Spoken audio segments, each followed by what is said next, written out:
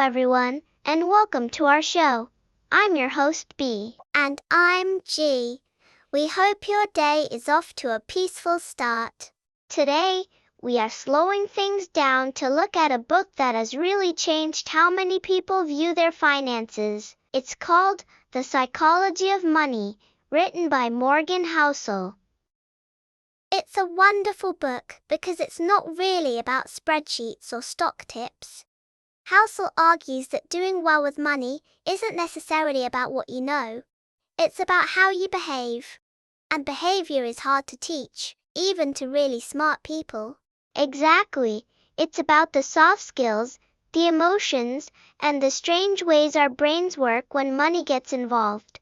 We've selected our top 5 takeaways from the book, and the beauty of these lessons is that they are universal. We're going to try and explain them in ways that even the youngest listeners in the car might understand. Let's dive in. Lesson number 1 is a phrase Housel uses often: no one's crazy. This is a deeply empathetic starting point.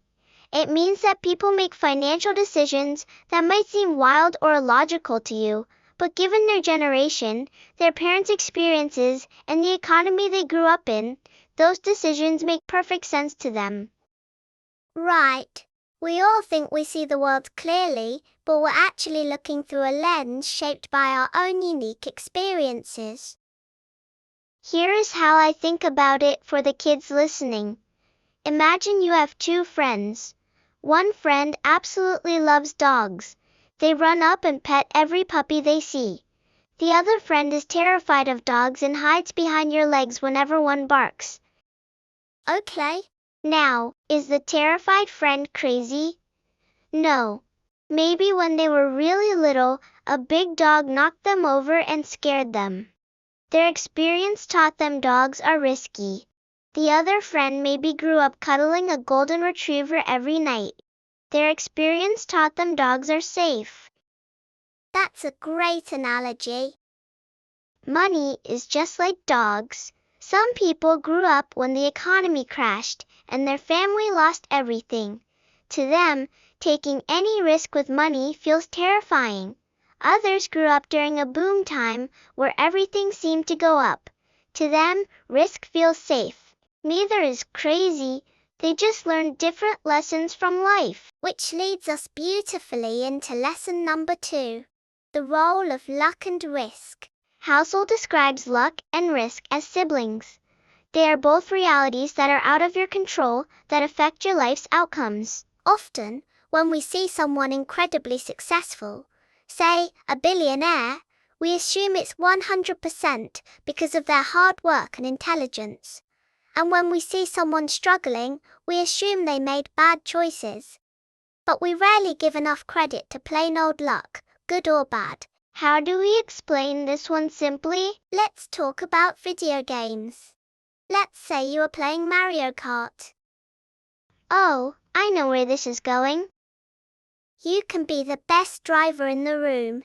You've practiced every turn. You are in first place. That's your skill. But then, right before the finish line, what happens? A blue shell comes out of nowhere and blows you up. Exactly. That blue shell is bad risk. You didn't do anything wrong, but you still lost the lead.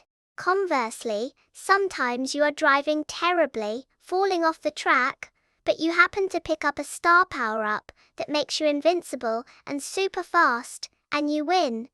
That's luck. Housel's point is that in real life, people get hit by blue shells, and people find stars. We need to be humble when we win, admitting luck played a role, and compassionate when others lose, realizing they might have just been hit by a blue shell. Precisely. Moving on to lesson number 3. This one is perhaps the most mathematically powerful concept in the book: compounding. The human brain is not built to handle compounding intuitively. We tend to think linearly. 1, 2, 3, 4. But compounding is exponential. 2, 4, 8, 16, 32. It starts slow, then explodes up. Housel argues that you don't need tremendous returns to get wealthy. You just need average returns, sustained for a very, very long period of time. Time is the magic ingredient, not brilliance. The best way to visualize this is the snowball effect. Imagine you are at the top of a very, very long snowy hill. You pack a little snowball in your hands. It's small. It fits in your palm. You give it a little nudge down the hill.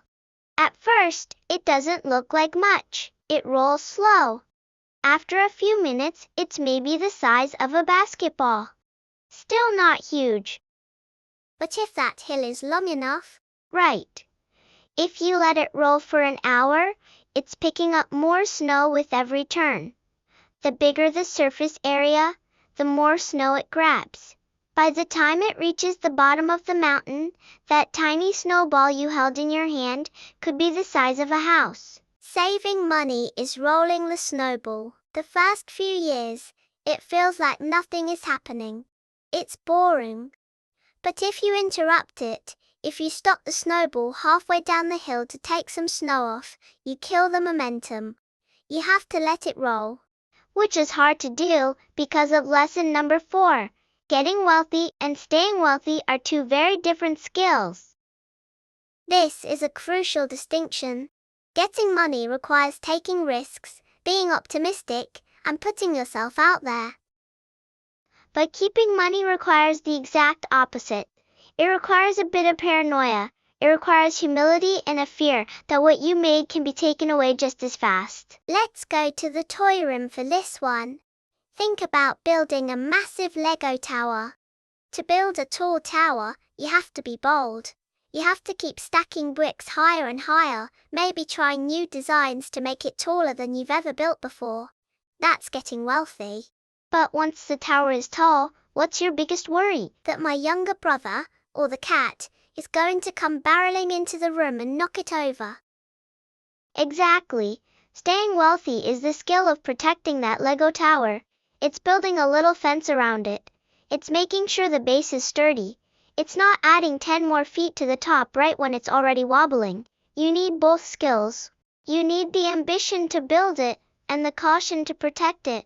And that brings us to our final lesson, lesson number 5. Perhaps the hardest one of all. Knowing when you have enough. This is the ultimate psychological hurdle. Housel writes that the hardest financial skill is getting the goalpost to stop moving. If you get a raise, you want a nicer car. You get the nicer car, you want a bigger house. It's the trap of never feeling satisfied, which leads people to take dangerous risks because they are chasing more, even when they already have everything they need. The best analogy here is something every child knows: Halloween candy. Haha. Oh yes. You come home with that giant plastic pumpkin full of candy. You eat the first piece. It is amazing. Pure joy. The second piece is pretty good too. By the 10th piece, it doesn't taste as good anymore. But you keep eating it because it's there. What happens if you don't stop? A massive stomachache. A massive stomachache. That stomachache is what happens when adults don't know when they have enough money.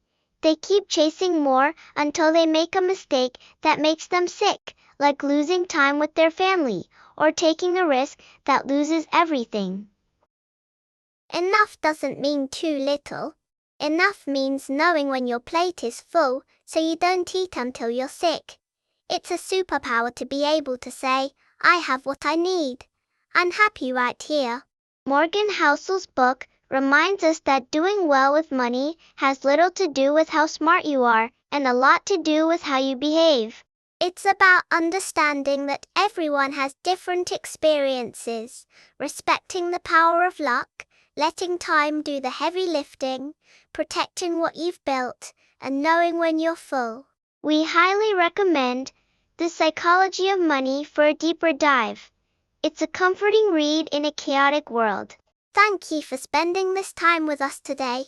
We hope it was a good investment of your time.